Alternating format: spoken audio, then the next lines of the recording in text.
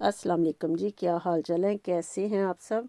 तो आज बनाते हैं बड़ी मज़ेदार सी छोटी सी रमज़ान के लिए चना चाट की रेसिपी। तो टाइम कम होता है तो हम बड़ी जल्दी से इसको बना सकते हैं। उबले चने लिए हैं मैंने और सलाद के पत्ते हैं। आप बंद गोभी भी ले सकते हैं, इसमें खीरा भी ले सकते हैं, ये आपकी अपनी मर्ज़ी है। कुछ भी डाल सकते हैं, एक चीज़ स्किप कर दें दूसरी डाल लें। प्याज डाल दिया था मैंने, मुझे ये वाला पसंद है तो मैं यही बनाती हूँ और झटपट बन जाता है। पुदीने के पत्ते लिए थे दो, आपको जितना टेस्ट इनका पसंद है उतने डाल लें। मैंने 1 चम्मच डाला था, 5-6 पत्ते। एक टमाटर डाल देंगे। उसके बाद मैंने डाला था इसमें जी 2 सब्ज़ मिर्चें काट के डाली थी। आपको अगर बहुत ज़्यादा स्पाइसी पसंद है तो और भी कर सकते हैं, लेकिन 2 बहुत होंगी, इसमें थोड़ा सा सलाद है। सुरख मिर्चें डाल दी थी।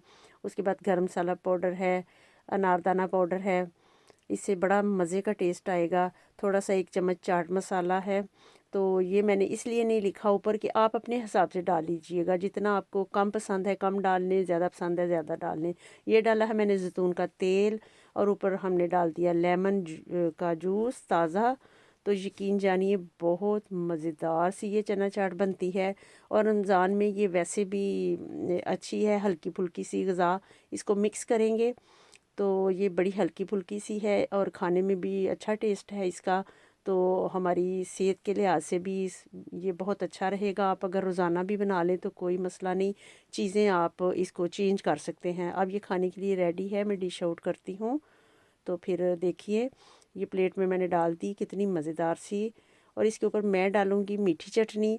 आपको अगर पुदीने की चटनी ऊपर पसंद है आप वो डाल सकते हैं, आपको अगर इमली की चटनी पसंद है आप वो डाल सकते हैं, ये आपकी अपनी मर्ज़ी है।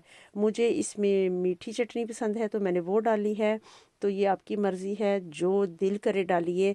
क्योंकि मैंने इसमें चीनी वगैरह नहीं डाली तो मैं इस पर मीठी चटनी डालूँगी, तो ये बहुत टेस्टी लगती है। तो बाकी बना के फिर मुझे लिखिएगा कैसा लगा। इंशाल्लाह मिलते रहेंगे नई रेसिपीज़ के साथ। ओके जी, बाय, अल्लाह हाफिज़, दुआ में याद रखिएगा।